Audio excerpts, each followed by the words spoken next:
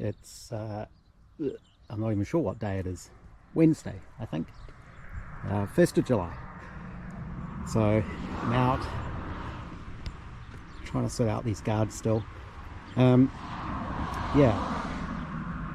I wonder if head gardener's going to notice that big dead patch of lawn that is coincidentally the same size as that sheet of steel I had sitting out there in the hot sun the other day. But today I'm going to do some welding.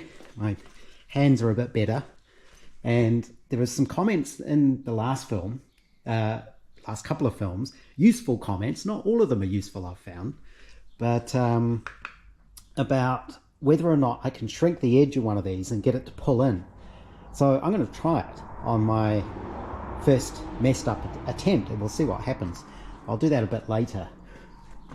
At the moment, so today I want to finish welding these. I'll get the TIG welder out to do those. And I've been looking at the rear suspension and the travel and to figure out how much I need, like how high the guards need to be. So I've measured this up and I've actually done a CAD model. We'll go in and have a look at that in a minute. But I have built the model so it simulates the rear axle pivoting around the torque tube ball, which is here, because this is basically a big T-shape. So it sits on top of the axle and you've got the hoops that restrict the upper movement. And so this can only move, it can sort of move up and down and it can twist like that. There shouldn't be much side to side because of course the springs hold it parallel. So really it's just that up and down. So the full up and full down is pretty easy. You can sort of work out, you know, even just from simple trigonometry, how far up that will go. So how far above the tires the guards need to be. You can just sort of measure that. But what happens when it twists and goes up and down gets a little bit more complicated. So my little CAD model hopefully helps explain that.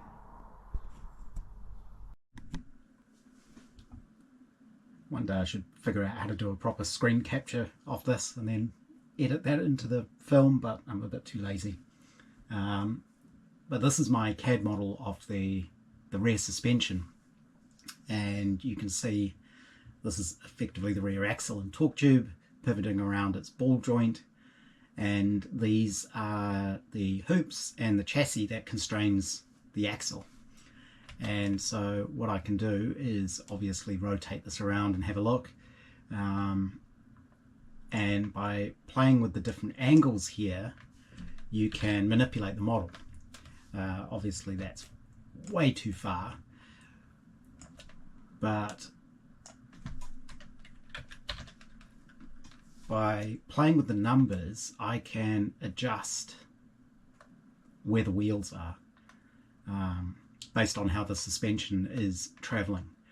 And you can see that hitting the it's basically when it's at 0 degrees here, that's in its rest position. That's effectively how it's sitting on its wheels at the moment, and you can see there's much more travel above than below the axle, which means to get the maximum lift off one of the wheels I have to play with two of the variables. So if I make that say 5 degrees, you can see it hasn't hit the top on one side yet, but it's already hitting the chassis on the other, so that would limit it. So what I can do is change the yaw angle, which kind of moves the whole thing up and down. I haven't figured out how you actually change what pitch, roll and yaw refer to here, so they might not make absolute sense in terms of like an aircraft or something like that, but you can sort of see by changing the numbers, and we're only talking a few degrees here. You know, that's -1 degree, and that now you can see the top of the axle on this side. I mean, the axle on this side is hitting the top of the strap, and the axle on the other side is nearly hitting the bottom of hitting the top of the chassis. So that would be pretty close to the maximum sort of angle you would want. So I might be able to get another degree of roll out of it. Yeah, that brings it pretty close. And then from that, I can see how much clearance I'm going to have above the guards. And it's not a lot. So this is with 4-inch spacing. These lines here are 1/2 inch. So if I actually roll the other way, I can then sort of zoom in here and see approximately how much clearance I have. So yeah, it comes very close. So this gives me an indication anyway. You can also see how the guard wouldn't be at that extreme of motion. It would actually be hitting the inside curve of the guard, possibly. You have to remember the tires are kind of beveled on the edges. These are just simple straight things. The way you could get to this kind of extreme travel, it would never happen when you're at speed, hopefully, but it can happen, as a friend of mine pointed out, going over judder bars and things like that. You can get quite extremes of travel. But I think the 4-inch height will be about correct by the time you take into account there will be bump stops here. So, you know, for it to get into that position, it would be hugely compressing the bump stops. And that they'll basically stop it hitting the point where the tires should rub the inside of the guards. That's my hope anyway. So, yeah, like I say, I think that 4 inches and a decent amount of bump stop in there. It's a bit hard to judge the gaps, but that's about 1/4 of an inch, because this is 6 mil thick. So you can sort of see that's just a little bit over 6 mil. So my bump stops are thicker than that, which means it would limit the motion before it gets to that point. But yeah, it's really interesting what you can do with CAD, and you can also animate things and you know, do quite a bit in terms of what the motion is like. So I've done this before for figuring out the valve gear and that kind of thing. But yeah, 4 inches I think I should be able to get away with.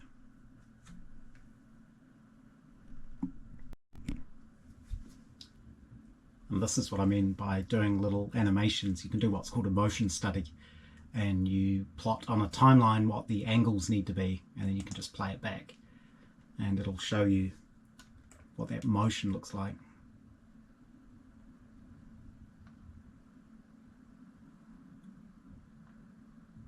It really shows how little suspension travel there is on these cars, because that would be going over the extremes. You can see that would be hitting the stops.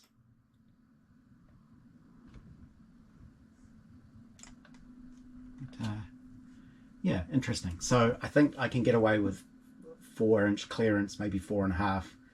I think now I need to go weld up those guards, and then we can have a look at it.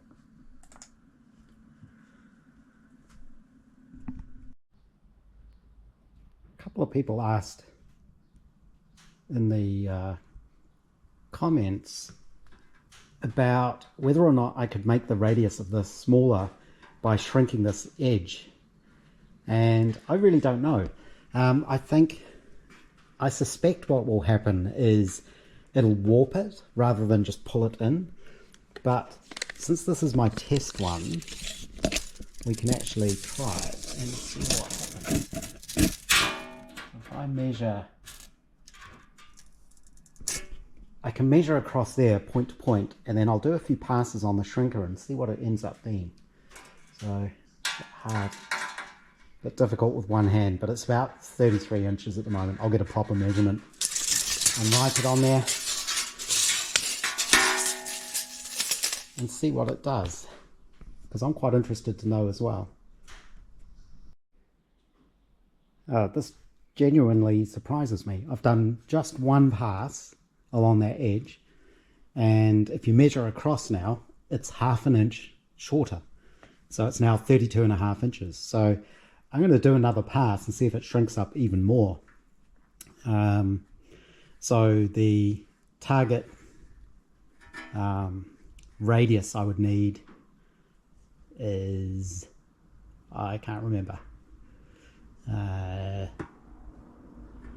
32 I think, because that would give me that 4 inches. So if this works, it actually means I don't need to cut new side pieces. I can reuse these and just shrink them down, which would be good. So I'm going to do another pass and see how much more difference that makes. Another pass, and it's down to shrunk by about 1 inch, I think. But this is still way too big, because I'm measuring across here. That's not the full radius. That's only going to be a shorter distance. So this has still, and that was the original template, and you know, you can see under there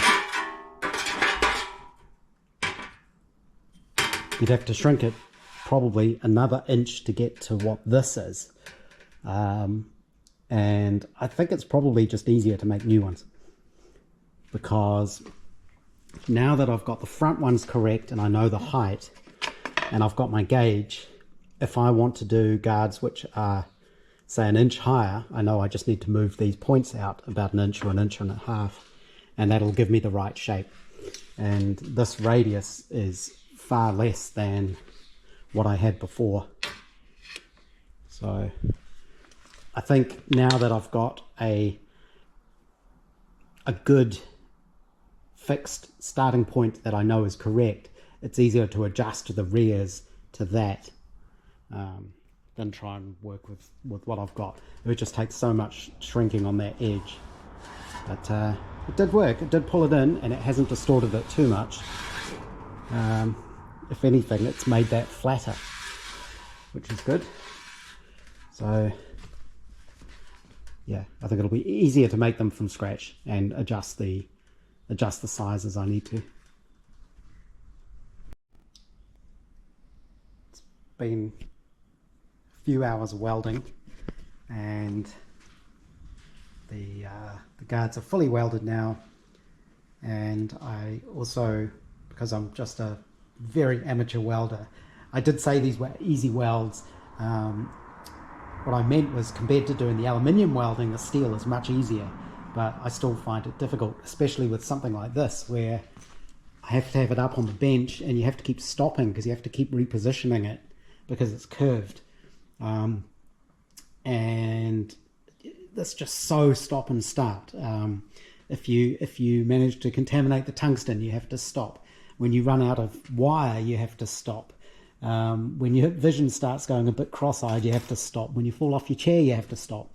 When your partner comes in to say, "What's that burnt bit on the grass?" you have to stop. So lots of stopping and starting, but I did get there in the end. I did weld both sides. If I was a better welder, technically I shouldn't really need to do that. And in this case, the welds were pretty good most of the way through, but I just went and did like a fusion pass on the back of it just to keep it all neat and tidy. And I also used an old hair restylist trick of using MIG wire as filler rod. Because I had the edges fitting so well, using something like the 1/16, it's too thick. You don't need that much material. I found I could pretty much do a fusion weld with a few dabs of the MIG wire when necessary. If I did blow a hole, I would go past it and then I'd come back later and I would use the bigger rod then to fill in the hole. There were a couple of holes there, but they'll grind off fine.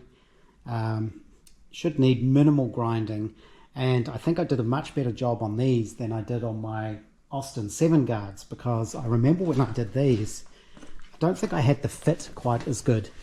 So the edge along here is really quite wavy. I never actually finished hammering these smooth because I knew the car wasn't going on the road and it wasn't worth putting the effort in just at the moment. But these have come out much, much smoother. So it should need a lot less sort of planishing out to finish those off. I'll need to grind where I had to fill up the holes because that ends up all blobby. And I think I'm just about out of gas. Yeah, it's nearly on 0 now. So that's the front guards at least. I'm not sure when the engineering shop will be open so I can go get more gas. I'll look it up online, see if they've got dates. So the next thing to do on those would be some grinding, get them smooth. The welds themselves shouldn't need much grinding because I didn't need much filler.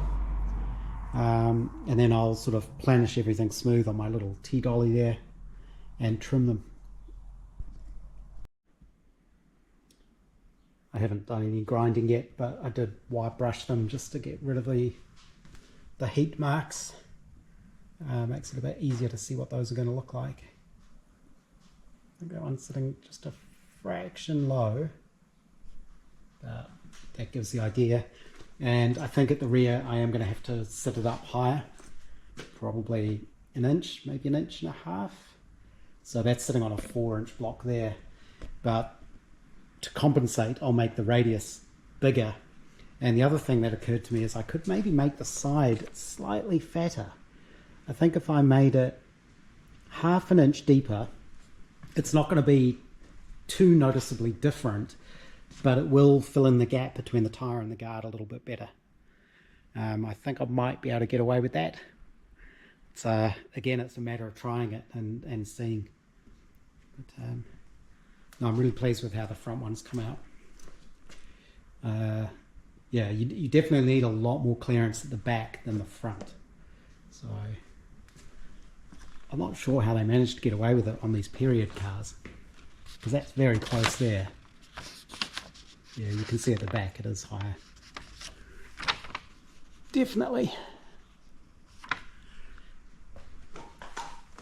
But yeah, I don't really feel like doing a bunch of grinding at the moment, and I prefer to do that outside because of the dust, and it's kind of raining on and off today, so that might be where I leave it for today. I've made a new template, and I'm going to make the rear guard slightly fatter and the side slightly deeper, but hopefully not obviously too much. I think an extra 1/2 inch isn't really going to be noticeable. We'll see. I'll give it a try and see how it turns out. But they definitely look better cleaned up. I think that'll be fine. And yes, I have taken note of the comment that the last couple of films have been a bit long. It's because normally I just film what I'm doing during the week and then post it at the end of the week. But of course I'm on my annual leave at the moment, so I'm getting a lot more done. So I should probably just post more and shorter films. I'll try and do that.